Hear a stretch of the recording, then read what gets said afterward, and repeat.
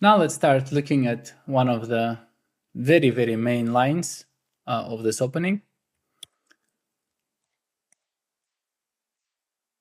And this is the dreaded bishop e3. It's a big line.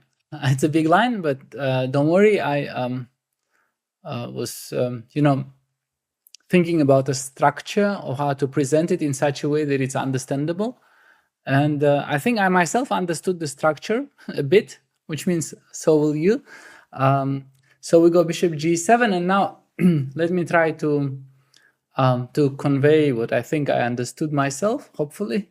So white has a lot of moves, so we need to break them down into understandable ideas.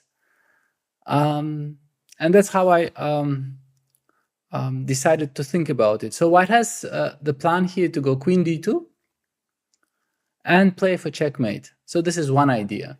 So queen d2 usually followed up by bishop h6, sometimes castles long, and h4, h5. Let's call it, one idea. Very important for us to understand. So when white is going queen d2, this will be usually connected to some sort of an idea to, deliver checkmate, right? So we got this. Let's keep the arrow with queen d2. Now we have this. White also has some positional ideas. Usually they are connected to knight f3, developing this knight. And sometimes white makes all sorts of useful moves, h3, a4, and then decides what to do with this bishop, where to develop this. Yeah. So let's keep these two for now. So queen d2 to deliver checkmate as one big idea. Knight f3 to play positionally slowly without trying to give checkmate, another idea white has. And then white has all sorts of moves that do not belong to these two ideas at all. For instance, here, moves like h3. You can play h3 to play knight f3, but okay, if white is not transposing but tries to play this independently, h3 does not really help. So that's how we'll know, that some moves are sidelines. h4 here also doesn't really help, because, well, I mean, you'll see why it's not, helpful for the attack, especially. And, some vague moves such as f3 and bishop d3, they do not belong to one of the two major ideas that white has, which means that they are not, posing us any problems. So we are left with, major positional concept of knight f3 and trying to checkmate us with queen d2, yeah? And everything in between, which is not too great. And I think this is sort of a good overview to have. This will help us a lot when we are trying to navigate possible moves and move orders, and to see what is a part of a plan and what's not. So now let's just get started, right? So h3, it's an okay move in itself. If you connect it with knight f3, and going back to the positional stuff. But if you don't do this, if you try to play this independently, then usually some things go wrong. So we castle. And it's useful to mention that this pawn is not helpful for the white's attack, right? Because now if white would ever go h4, this would come with a loss of a tempo, right? So once the pawn is on h3, we castle short. We're not afraid of anything. So now knight f3 will transpose to our positional lines. So don't worry about it for now. And let's see what sort of independent moves white can make here. One of them is g4. People like to justify playing h3. So this g4 is more popular than it deserves to be. We have encountered a similar idea when white played bishop e2 and g4. in our sidelines. It's similar here. Our reaction is the same. We play d5. So once again, we hit white in the center, especially since, this diagonal is now vulnerable, right? So if the queen gets to d5, it will be very strong. So white has to try to build the pawn chain, but these pawns are vulnerable, right? We have seen this elsewhere. It's the same here. We will one day undermine the pawn chain with c5, and once again, this pawn on g4 is just not really helpful for white at all. So knight e4, we centralize. Bishop g2 is white's most logical reply. And here the idea is that, if black takes, then the white pawns will actually be, reasonably strong. It will be very difficult to undermine the white center when it's supported by another pawn. So we don't do this. We play c5 right away. The lines are very direct. White takes the pawn, otherwise the white's pawn center will crumble. Black takes. It's very simple. So now if white would take with the queen, then queen a5 just picks up the pawn on e5. So white takes with the bishop, knight c6. Maybe make them red, hitting white's weaknesses in the center. And basically, if white insists on keeping the pawn, then we'll end in this position almost by force. And now, black has a safe king and a pair of bishops and a lot of initiative, right? Queen d5, bishop a6, and it really seems that white will have trouble completing the development, especially since the white king is still in the center. So this is not the way for white to play. And in general, these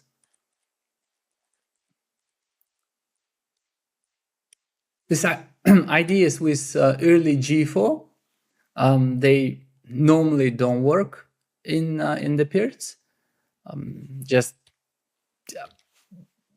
The black structure is just too solid for white to do something like this. So these g4s, they usually don't work. We saw this elsewhere. I mean, black's reaction is usually d5, and this diagonal is just too weak. And this is the story of g4.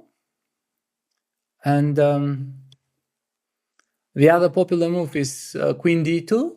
And now we can already see, after the overview of the ideas that we did, that there is something not very logical about this setup, because white's setup with queen d2 intends to play for checkmate, really, for the quick attack. And this quick attack usually includes bishop h6 and then h4, h5. So h3 becomes, a loss of a tempo. So h3 just does not work together well with the idea to deliver a quick checkmate. And in this position, we can just go e5, immediately use the fact that, white actually wasted a move, and white's pawns in the center are quite vulnerable and hanging. Black is threatening, ed, rook e8, and there is a lot of counterplay, and of course, white will not be able to play for any attack. I mean, you can even see it now, right? White is not prepared for the attack, which is what happens, right, when you waste a tempo in the opening. And now, okay, I mean, this is just very comfortable for black. Once again, h3 is useless in all these positions, and in general, we've seen it often enough. The endgames are not dangerous for black. Black has lots of ideas in any upcoming ending. I mean, c6, b5 is a typical idea we've seen, and black can also, try to play for knight c6, d4. In general, the endgames, we're not afraid of those. And if white avoids the endgame and tries to play d5 just to get out of, ed and knight c6 and rook e8 and all of those things, white plays d5, Now white gets basically a bad King's Indian. We've seen the structure once again, and once again the pawn on h3 is not helpful, and black can follow up with taking on d5, and then usually white will end up with a weakness on d5, and black will be able to attack it. So the usual ideas, black will have a lot of play, and h3 is just useless.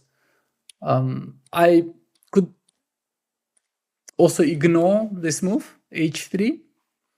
I think it sort of, potentially deserves to be ignored, but a lot of people play it.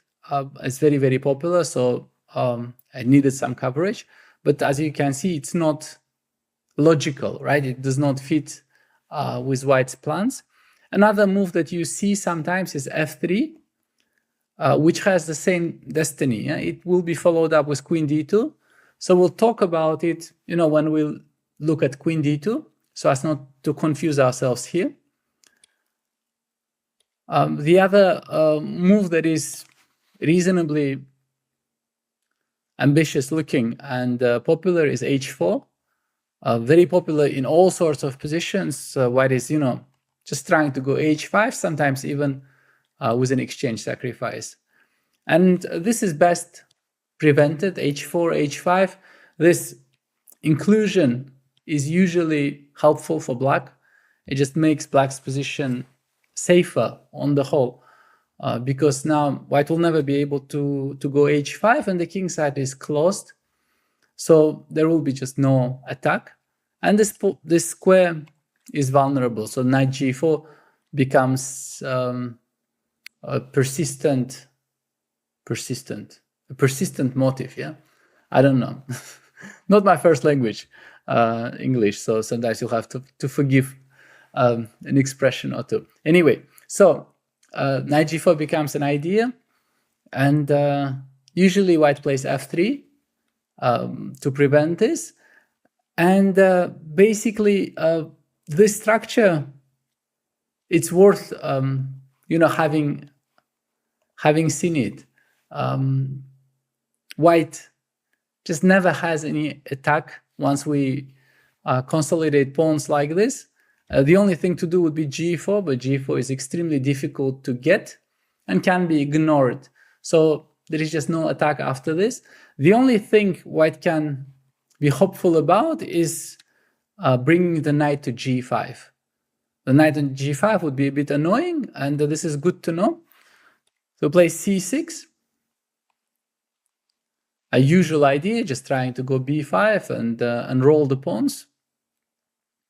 And the question is now, what does white do, right?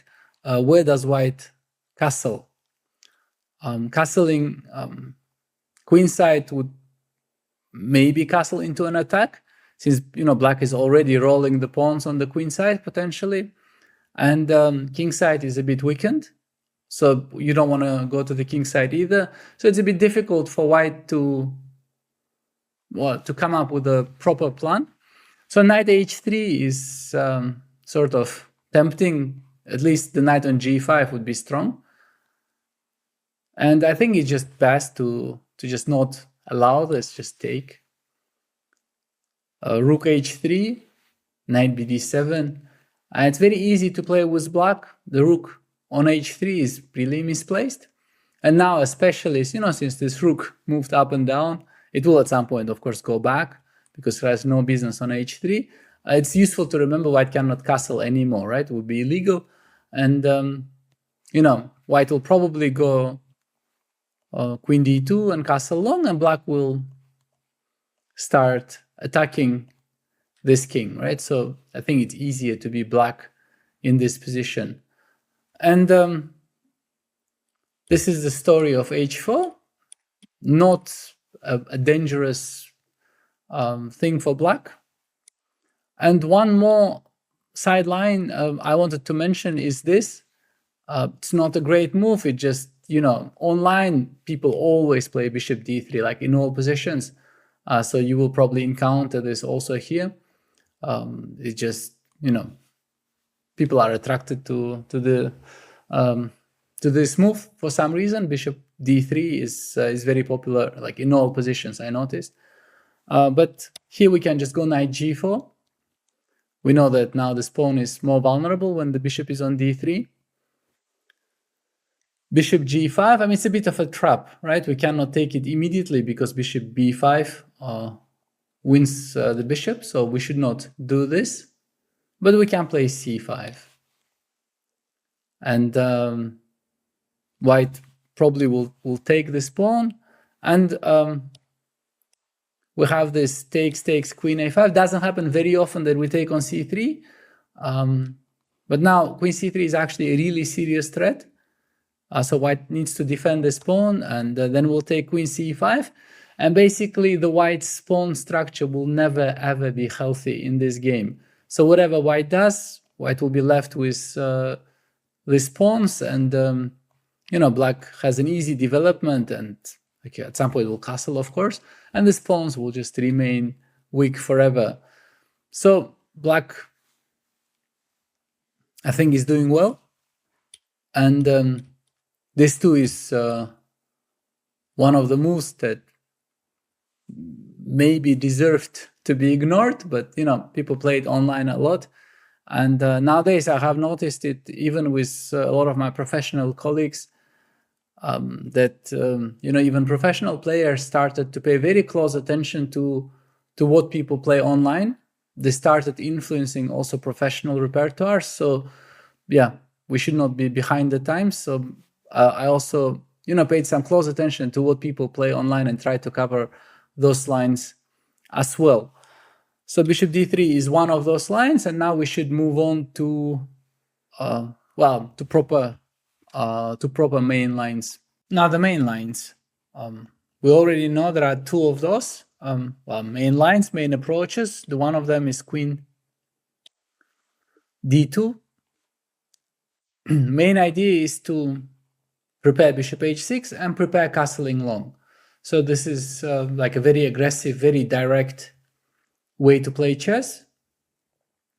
And naturally, we have to be ready. So this is one of those positions where we are not castling short, because, if we do castle short now, then here in this particular position, bishop h6 followed by h4, h5 is actually very dangerous very quickly.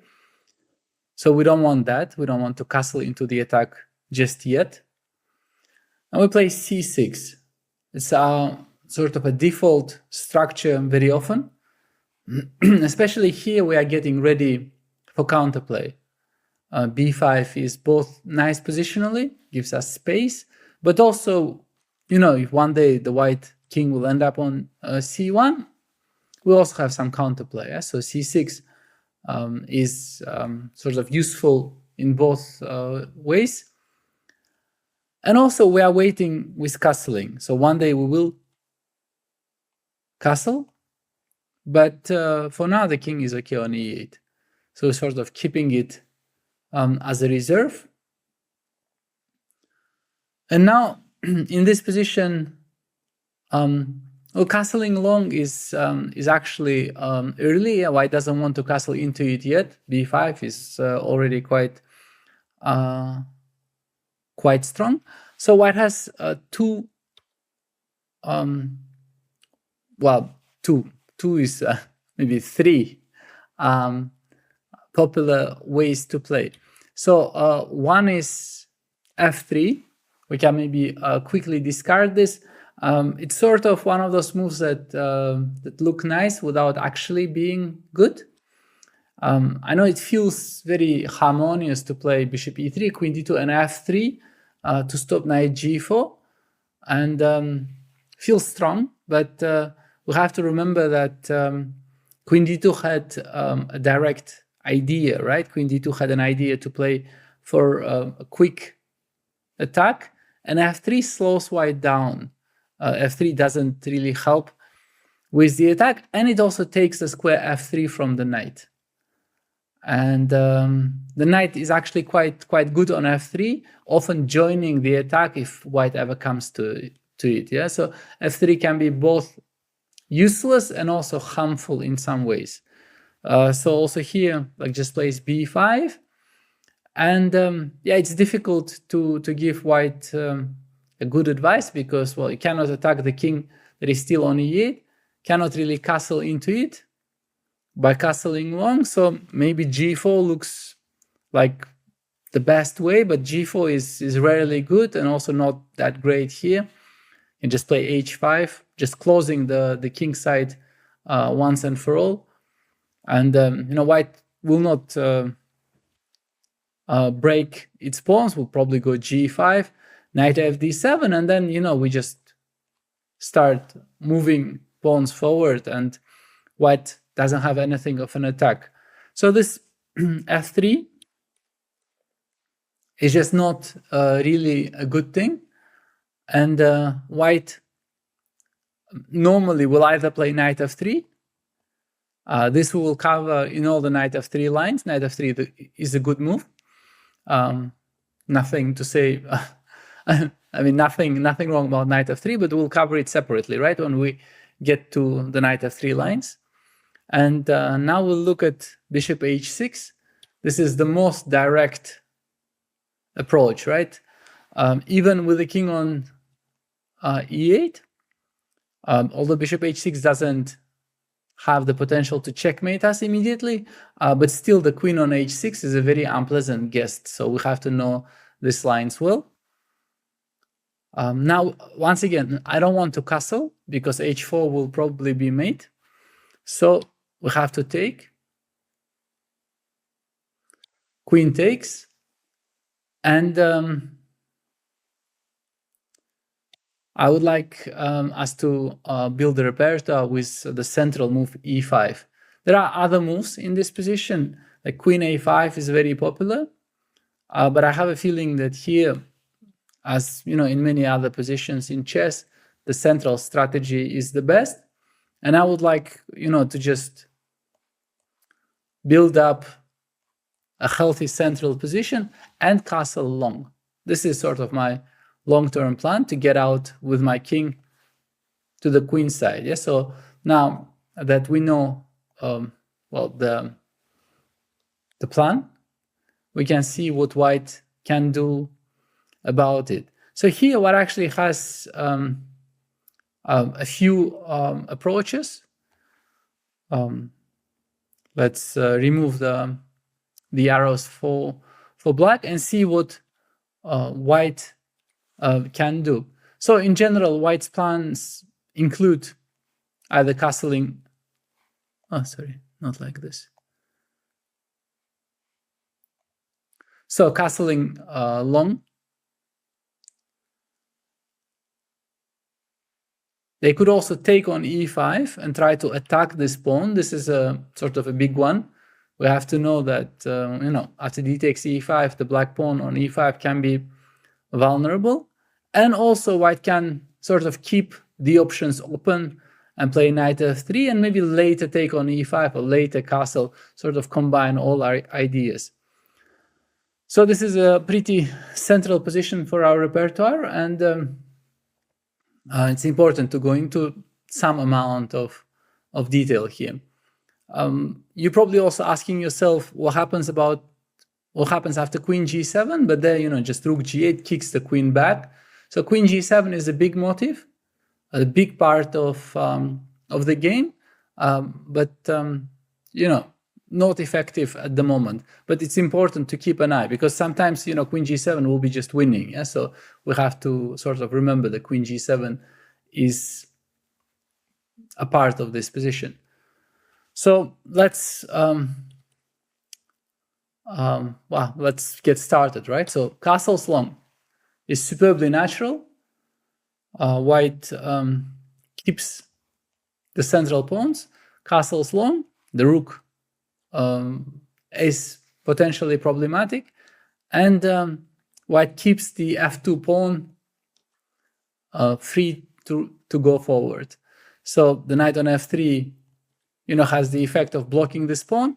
That's why we have to keep an eye on it. Sometimes f4 will be effective, right? So there is a possibility for white to go f4. Queen e7 is natural. We have to get out of the d file, and the queen is really well placed. No, make it green. The queen is really well placed on e7. Not just because we get out of the d file, but also because the queen helps protect this pawn, but also this pawn. And sometimes we have queen f8, yeah, just to sort of get out of trouble sometimes. And now again, white has a bunch of moves. They're not very, the lines are not very deep, but they are numerous. Yeah, this has sort of something of a difficulty too, right? So in general, if white goes f4 here, very often knight g4 comes to rescue. So knight g4 in general is a good device for black, hitting the queen on h6, pawn on f2, and slowing white down. So for this reason, a lot of white moves, they control the g4 square. So for instance, h3 is one, controls the square, but we know already that this move in itself is rarely useful. It controls the square, but doesn't do very much for the position otherwise. So we just play knight bd7, and we are ready to either play b5 next, or to go ed, knight c5. h3 is a bit of a loss of time, and white is actually not really ready for f4 yet. And after knight f3, okay, white has prevented knight g4, which would have been unpleasant, but we can just play b5, and then play bishop b7, and then castle long, yeah? And once we are, done with this plan, black actually has a very healthy position.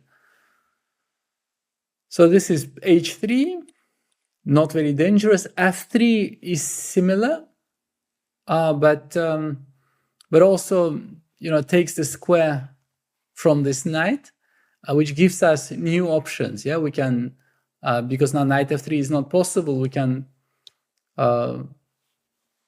get some new ways to play. For instance, ed, rook d4, bishop e6, and then play for knight d7, castles long, and then maybe d5 at some point.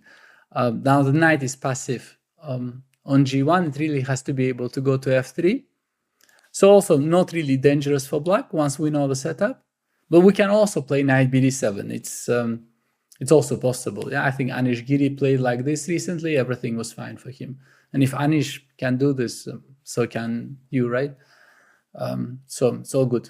And Anish usually goes for most solid lines, so knight bd7 is also fine.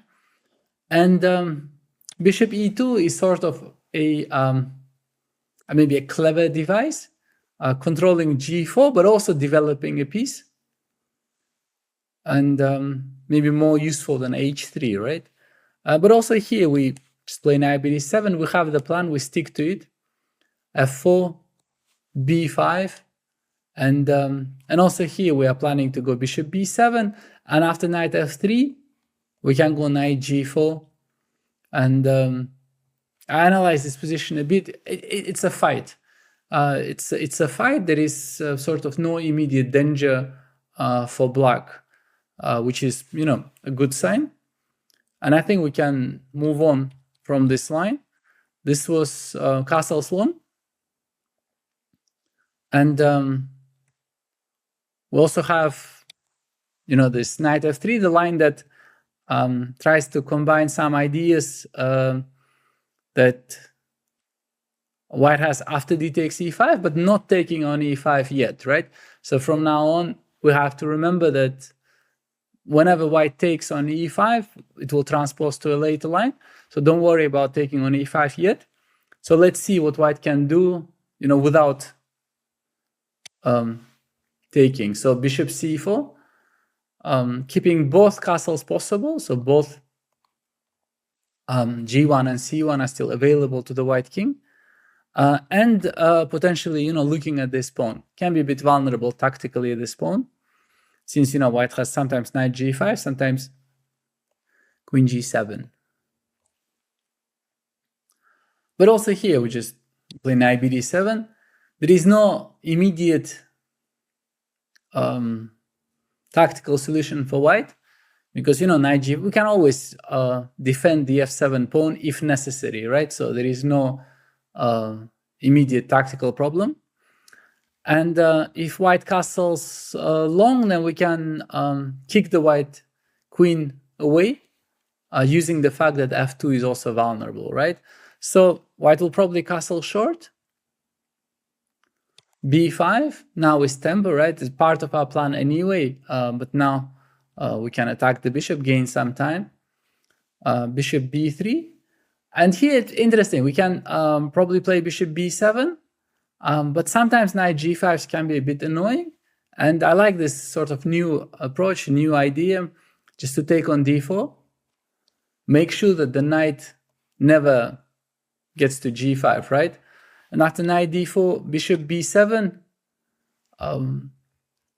Now the pawn on f7 feels safer, and we are ready to castle long and then play king b8, rook h e8. I would just get a complex middle game, and I don't feel any problems for black in this position. And I feel that in the long term, this two pieces on the queen side, they can be a bit problematic, as in they don't actually have active moves. Bishop b3 is a good attacking piece, but if the king disappears on the queen side, then bishop b3 will be a bit empty. And then, one day black will maybe roll. So I keep pressing the wrong button here. Maybe black can roll one day in the future, can roll the queenside pawns, right? And threaten this, and threaten the pieces. So all good here. Moving back. So this is also not immediately problematic for black. And maybe a more practical, a cleaner way for white to play is the immediate d takes e5, just to make sure that black will never be able to take e takes d4. Just this is out of question now. And now the black pawn on e5 is some sort of worry, at least short term. Strategically, long term, black is doing great. It's a longer story why black is doing great strategically. It has to do something with the fact, that dark squared bishops have been traded, and long term, some squares like d4 and f4, c5, black has some really amazing squares in an endgame to come. But before the endgame comes, we have to survive the opening, the middle game. So I don't want to go too deep into our endgame plans. Let's move 8. Let's survive the opening first. White will attack the pawn, knight f3. These pawns, they are sort of our immediate task. We need to make sure that they stay alive. Queen e7. Could also play knight bd7, but queen e7 is very safe, keeping both our weaknesses protected with one move. Bishop c4. And now again, this is a pretty big theoretical line. We have different move orders. I quite like b5. It's direct, right? Bishop b3, knight bd7, and here, as I said, long-term black is doing amazing. It's enough for black to play knight c5, and white will have no initiative left. White has to sort of capitalize now. Knight g5, rook f8. We defend the pawn, but knight takes h7. Okay, we lose the other one.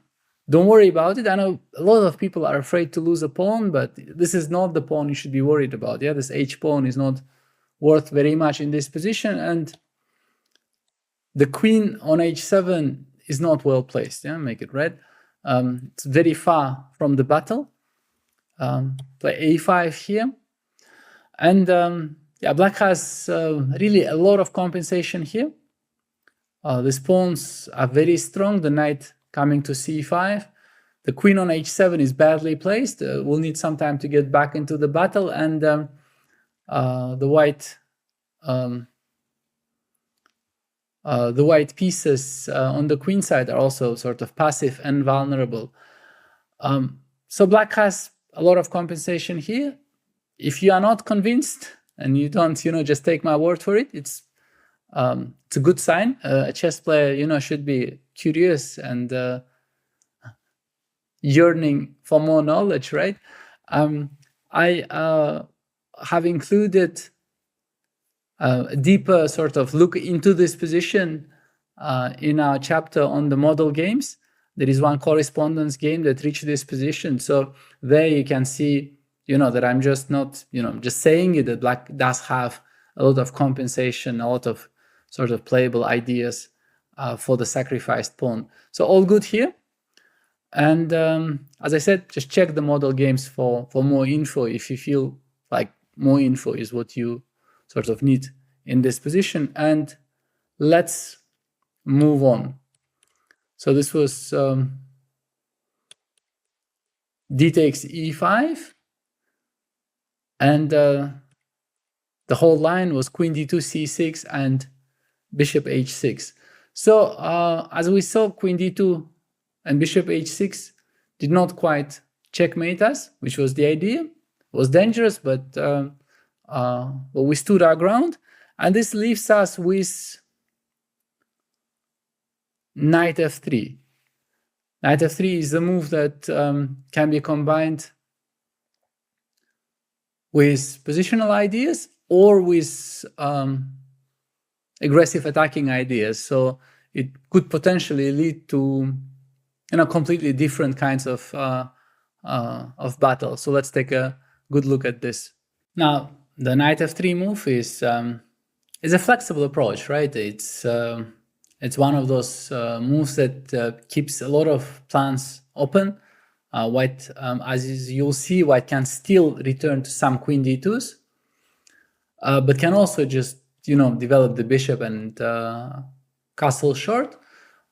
So it's also one of those lines where we'll look at a lot of alternatives for white, just to make sure that we covered our ground. But a lot of them, they will be similar positional and nothing to worry about. Yeah. So first things first, we go c6. And since we were also doing c6 in the other lines, it's sort of good to stick to the same setup, not to be confused. And white can basically do a lot of things here. Very often they just lead to the same sort of play because our plan doesn't quite change. For instance, here white can develop the bishop to various squares. White can first play h3, and they will basically lead to the similar kind of battle. Queen d2, keeping the idea of bishop h6 alive, is then different, right? So we have to differentiate between those that just develop and those that try to checkmate us once again. The knight on f3 is a flexible piece. It can be useful positionally, but it can also be useful for the attack. So something for us to pay attention to, right? So let's get started. Bishop d3, knight bd7. In general, our setup positionally remains the same throughout. Yeah, we want to go e5, we want to go b5. We need the knight on d7 for this. And this is basically the aggressive positional setup we're trying to get. These pawns, then, if you envisage the pawns on b5 and e5, they control, in fact, black controls a lot of central squares, right? Like all these squares are the squares that are controlled by black pawns. So black is actually having a very, very central setup. And or at least this is the idea, right? So bishop d3, knight bd7, castles.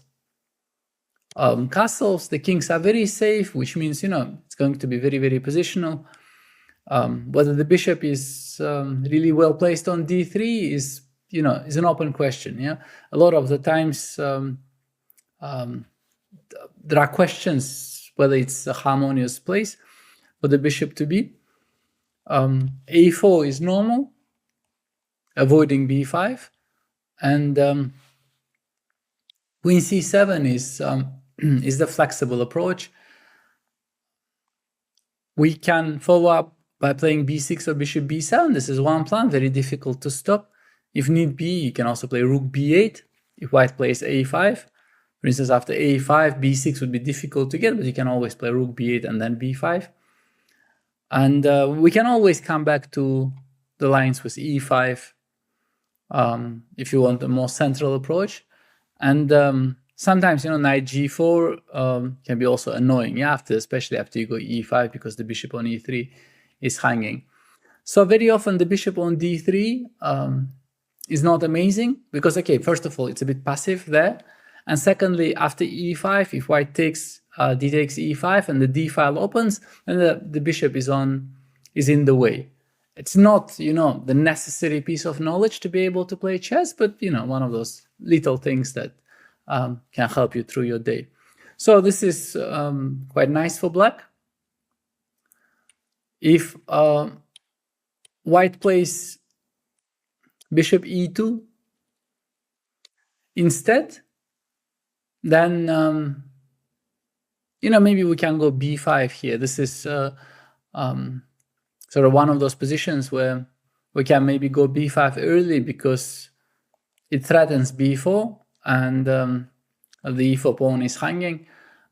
In case you're not happy about this setup, you can always go back to the plan with castles and knight bd7. But okay, b5 looked nice here. Threaten b4. Most people normally just go a3 here. It's like an automatic reaction for most people when b4 is threatened. In this position, also e5 is a possibility. Maybe e5 also deserves some attention. After e5, we have to go knight g4. We're not developed enough to start opening the position up yet. We cannot allow the knight to e5, I think, is what I'm trying to say, maybe. Bishop f4 is necessary, because, okay, both the pawn on e5 and the bishop on e3 were hanging, so bishop f4 is necessary. Takes here, and basically it will lead to some sort of a position where white will take on e5. Let's say d takes e5, queen d1 and a knight d7, and then we try to attack the e5 pawn. We'll do the same if white plays knight e5 and we exchange, and then we take on d1, we'll play knight d7 and play this ending. It looked like a reasonable way to play, although we have to pay some attention to our pawns, right? The pawn c6, b5, they can be strong, but they can also be vulnerable in the endgame sometimes. So just watch out for the possible weaknesses in the fight to come. So I think this is fine for black. In case you're not happy with b5, you can come back to some other line. Castles knight bd7 is still an option, but looked like a good way to play, especially since usually white plays a3, and after a3 knight bd7, this inclusion I think is definitely good for black. Black made a more active pawn move, and will be able to go back to the usual plan. And white, already has a pawn on a3, a wasted move, and black has a more active setup. So this is a very promising setup for the future. So this is bishop e2. Usually people play h3 here,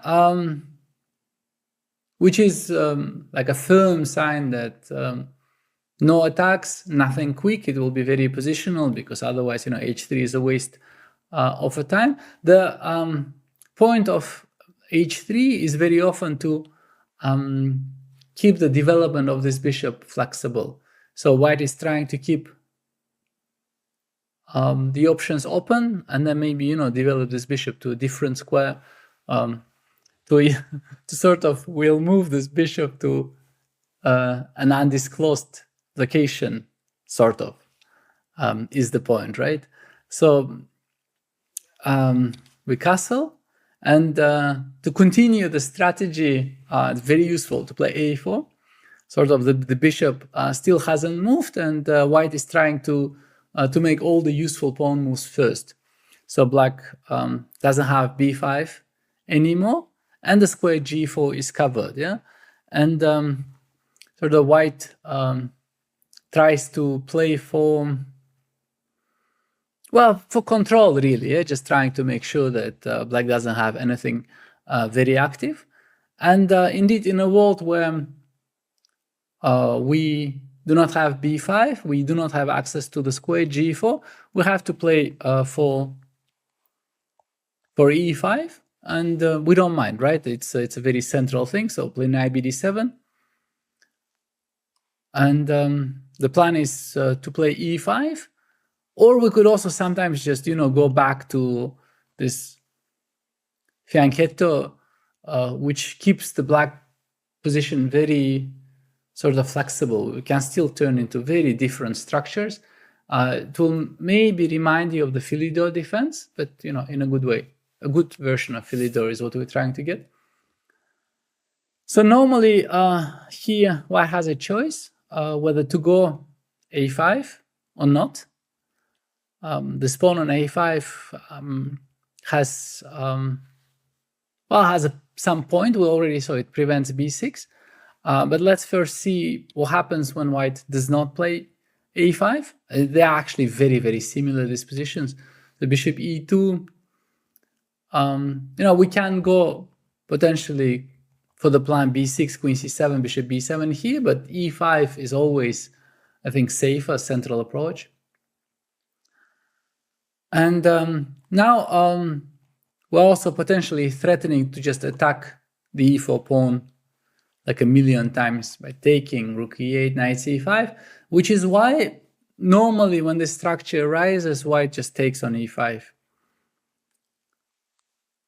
Just to avoid e takes d4 in all lines.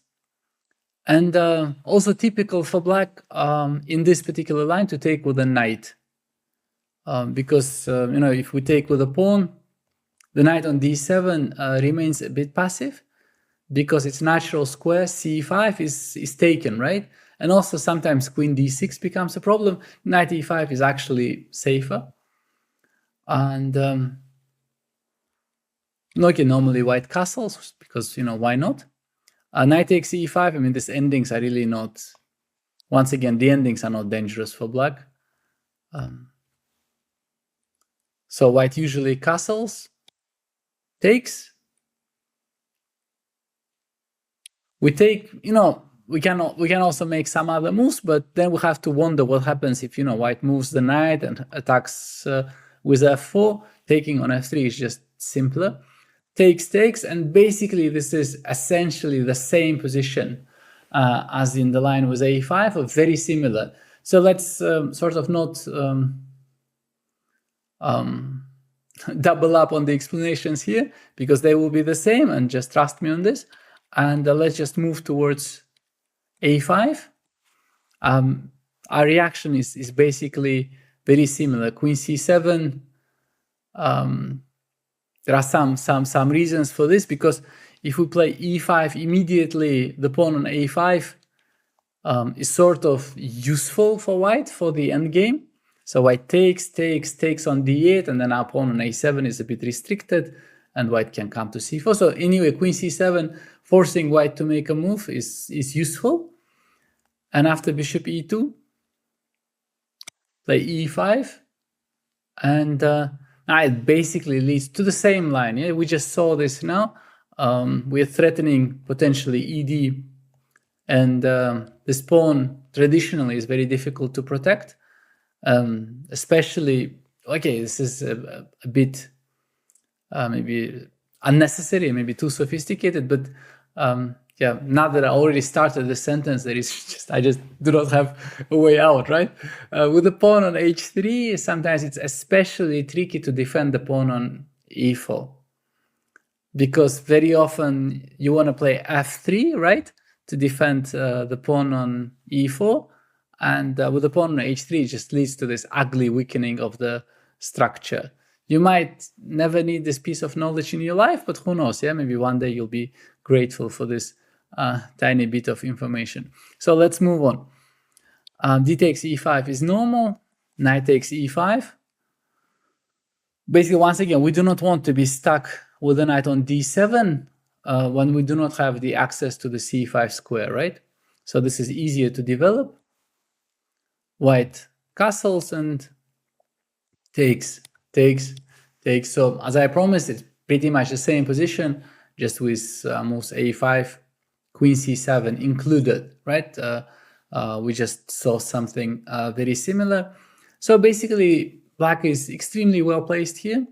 The bishops, just make them green, are perfectly placed. We control a lot of the center. The only potential problem, the only thing to know is the potential weakness of this pawn on d6. So this is what white can claim and can try attacking, but this pawn is actually very easy to protect. This bishop f4 is normal, rook f d8, and queen d2.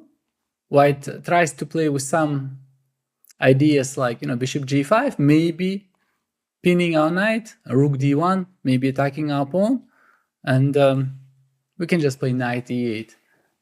Very useful to have played rook f d8 so that we can play knight e8 without blocking our rook on f8. And now this pawn is just forever defended, right? I mean, with a knight on e8, it's simply impossible for white to attack it a sufficient number of times, right? And these bishops are very well placed, these diagonals are open, and slowly we will play b5, then AB, and then b5 again, and we'll just start pushing the queen side forward. It's very difficult for white to do something because black's position actually does not have any weaknesses. There are no targets, nothing white can do. I'm not saying black is better, but I'm saying black's position, now that you know the plan, might be easier to play. So this is basically it for this line. And this covers a bunch of similar lines white had here, keeping the things positional. So let's just revisit them.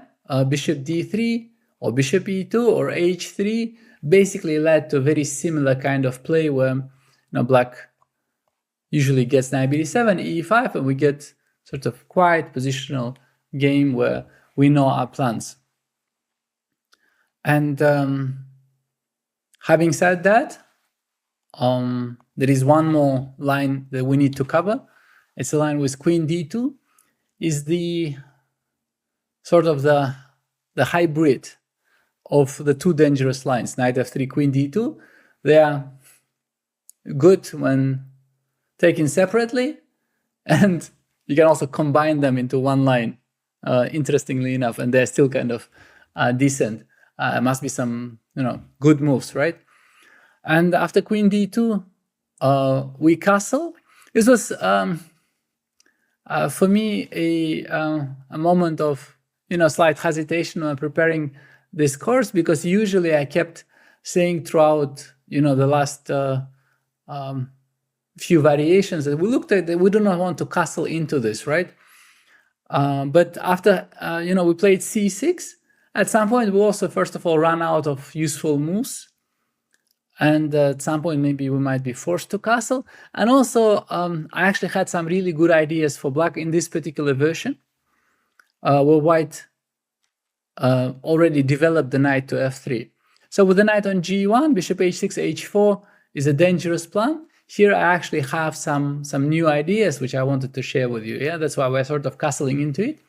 And, we can also stand our ground in a dynamic, sharp fight. So white goes bishop h6. This is by far the most dangerous approach. White wants to go h4, h5, take, check, and mate, right? It's a dangerous plan, but it takes a few moves. And in chess you can do a lot of things in a few moves. And here we start the counterplay with b5. Well, it's a usual pawn chain on the queen side, right? By now you've seen it very often. We're threatening b4. And now most people in this position just play bishop d3 because it just feels so good developing and defending at the same time, right? So bishop d3 is the most natural by far. And here we play bishop g4. So this is the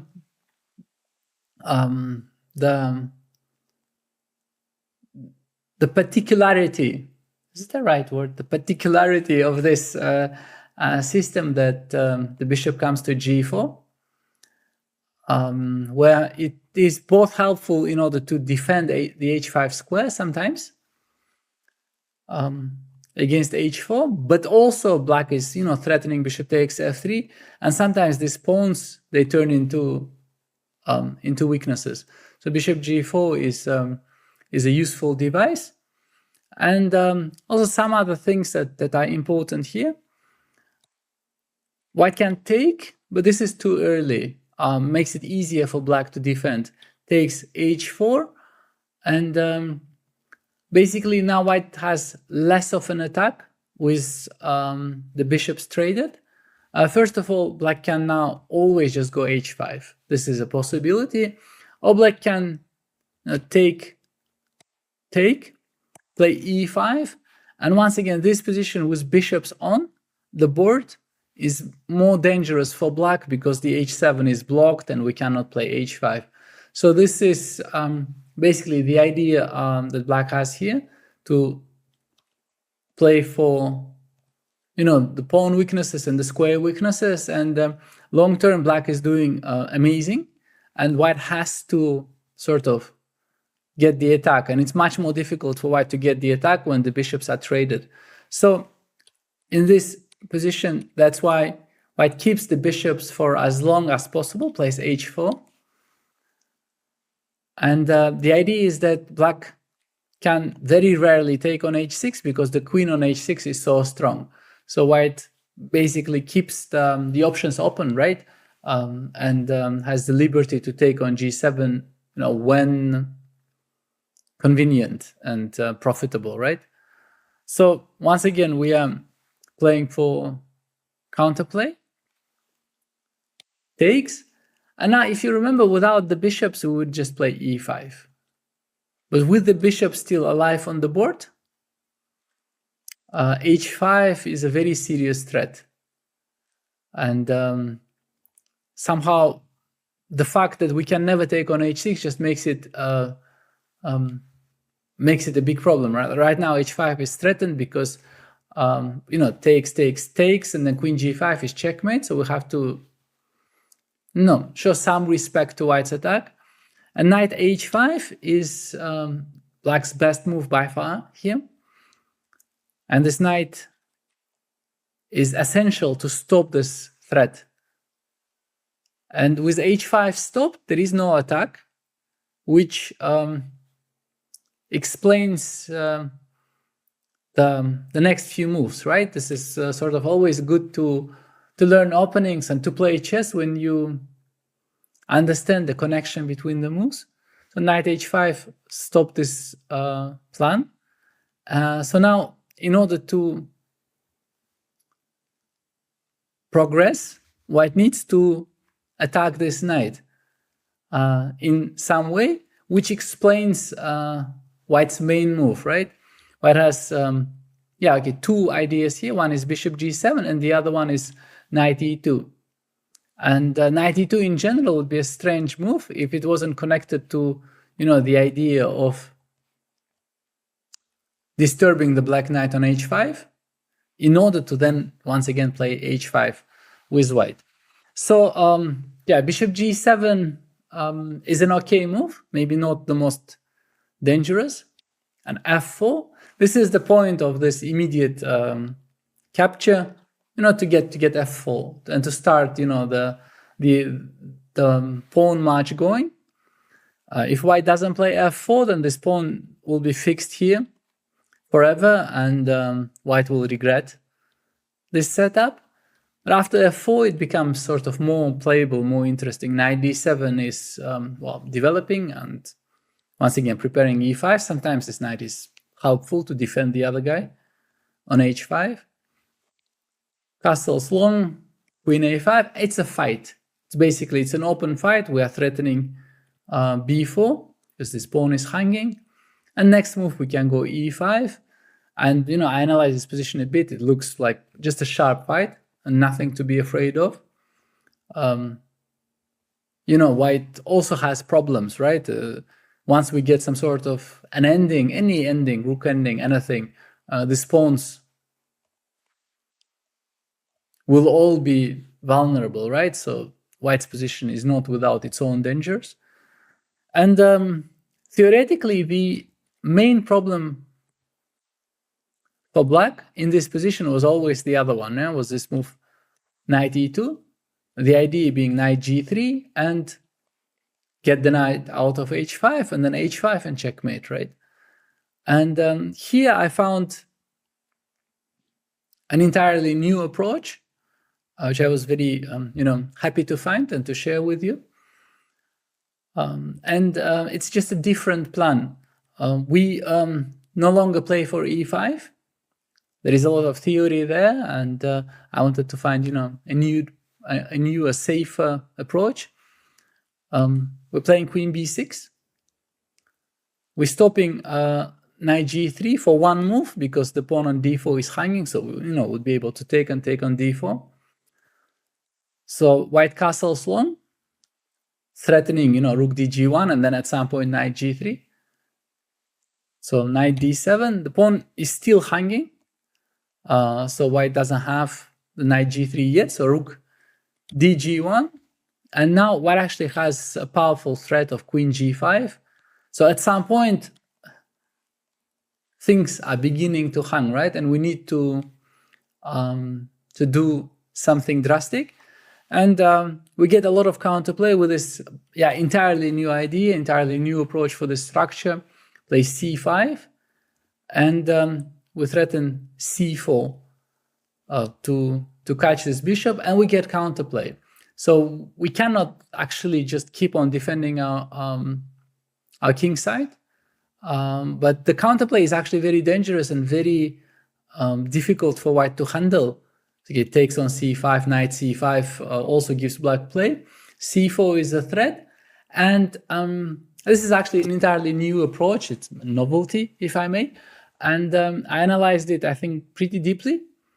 I did not want to overload, the chapters in the theoretical part of this course with some very deep analysis. It's, after all, the course is called the Be3, simplified. So we'll have to keep it to the point and reasonably simple.